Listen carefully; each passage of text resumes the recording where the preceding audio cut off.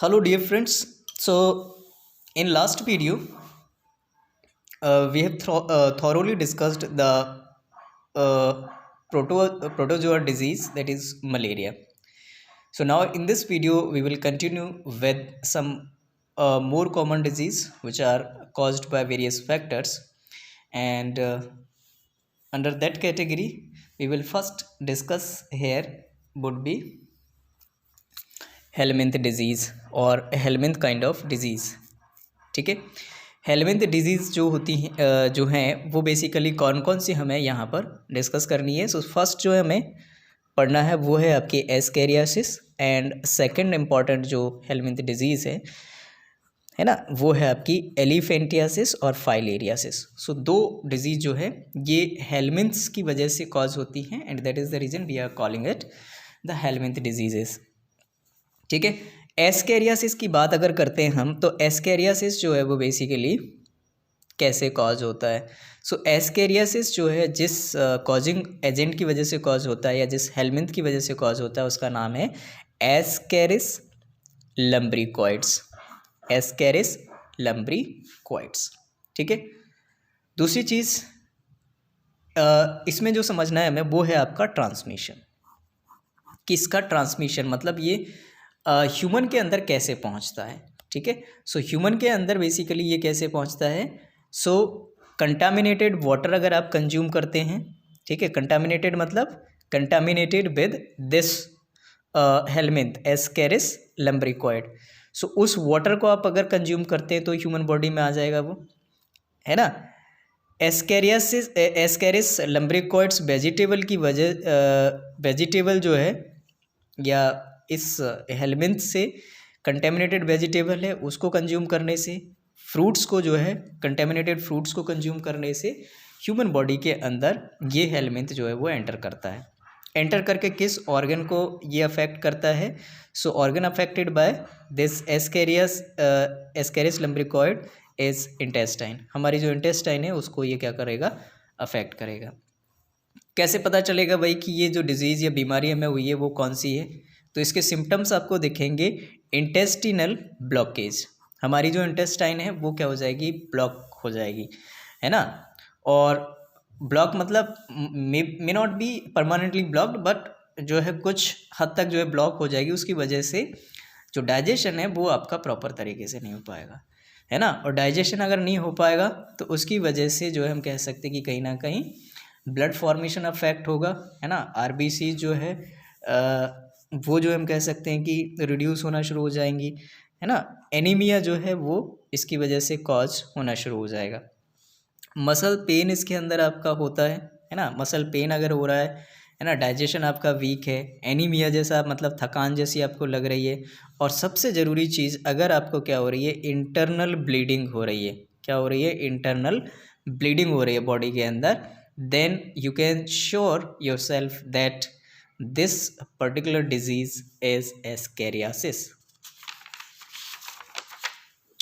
ठीक है, चलिए नेक्स्ट जो हमारी डिजीज़ है या हेलमिंथ डिजीज़ है उसको हम बोल रहे हैं एलिफेंटियासिस। सो एलिफेंटियासिस के बारे में देखते हैं क्या चीज़ है। एलिफेंटियासिस को हम फाइलेरियासिस भी बोलते हैं।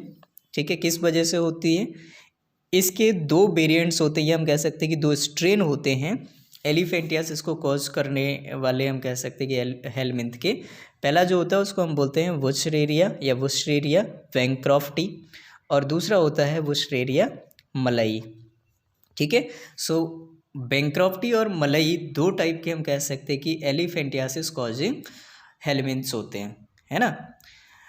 ये हमारे बॉडी के अंदर पहुंचते कैसे हैं, तो जो मॉस्कीटो होता है जिसको हम बोलते हैं female Culex mosquito, female Culex mosquito जो है ये इनको कैरी करता है। ठीक है, इन हेलमिंथ्स को, बुशरेरिया बैंक्रॉफ्टी या फिर जो है बुशरेरिया मलई, और जब ये हमें वाइट करता है तो हमारी बॉडी के अंदर इन हेलमिंथ्स को जो है वो रिलीज कर देता है। ठीक है, फिर क्या होगा, इससे क्या होगा, जो हमारे लोअर लिम्ब्स होते हैं, ठीक है, लोअर लिम्ब्स वाला पार्ट जो होता है, मतलब जो पैर होते हैं हमारे, उनमें क्या हो जाती है, एक्सेसिव स्वेलिंग हो जाती है। ठीक है। और साथ ही साथ जो जेनिटल ऑर्गन्स होते हैं हमारे, ठीक है, वहाँ पर भी जो है हम कह सकते हैं कि आपको बहुत ज़्यादा स्वेलिंग देखने को मिलती है, ठीक है।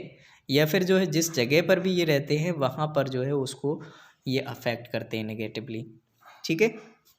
पर बेसिकली सबसे ज़्यादा आपको ये जो है लोअर लिम्स में ही देखने को मिलता है, इसलिए पैर बहुत मोटा सा हो जाता है, जिसको हम हाथी पाँव बोलते हैं। कई बार हाथी जैसा मतलब बहुत मोटा सा जो है एकदम पाँव जो होता है, वो जो है आपको इस एलिफेंटियासिस या फाइलेरियासिस में देखने को मिलता है, ठीक है।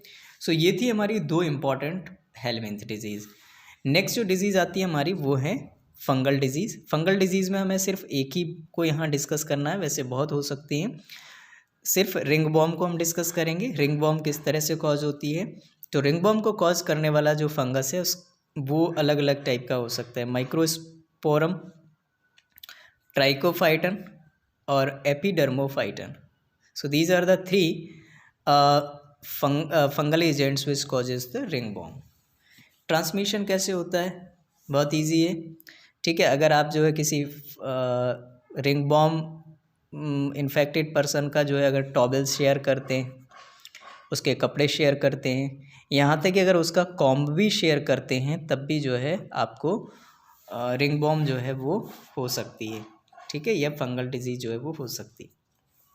किस चीज़ को, कौन कौन से ऑर्गन्स को अफेक्ट करेगा, है ना। अक्सर जो है स्किन को अफेक्ट करता है, स्किन फोल्ड्स हो गई उनको, नेल्स हो गए, या फिर जो ग्रोइन एरियाज़ होते हैं हमारे बॉडी के अंदर, ठीक है ना, तो उन एरियाज़ को जो है ये अफेक्ट करती हैं। सिम्टम्स कैसे पता चलेंगे, इंटेंस इचिंग होगी, बहुत ज़्यादा खुजली होगी, रेडनिंग ऑफ स्किन, स्किन जो है वो रेड हो जाएगी, ठीक है, खुजली की वजह से। स्केली लेसन्स हो जाएंगे, है ना, स्केल्स मतलब जो वाइट वाइट कलर की पपड़ी पपड़ी जो है वो निकलना शुरू हो जाएगी स्किन में। स्काल्प वगैरह में भी ये चीज़ देखने को मिलेगी, और स्किन पे जो है रैशेस भी आपको देखने को मिलेंगे, ठीक है। सो इस तरह से हमने जो है सारी की सारी जो कॉमन डिजीज़ ख़ासतौर से जो आपके सिलेबस में हैं उनको यहाँ पर हमने कवर कर लिया है। नेक्स्ट जो वीडियो होगा या नेक्स्ट जो क्लास होगी उसके अंदर हम देखेंगे कि किस तरह से जो सारी की सारी जो डिज़ीज़ होती हैं उनसे हम अपने आप को प्रिवेंट कर सकते हैं, और साथ ही साथ उनको कैसे कंट्रोल किया जाता है। इसके अलावा जो है हम इम्यूनिटी के बारे में भी डिस्कस करेंगे, and finally we will move towards ending the chapter by discussing AIDS and cancer and alcohol और drug effects on human beings etcetera, ठीक है। सो आई होप आपको जो है चीज़ें बहुत अच्छे से समझ आई हैं, ठीक है। Thank you, bye bye, take care.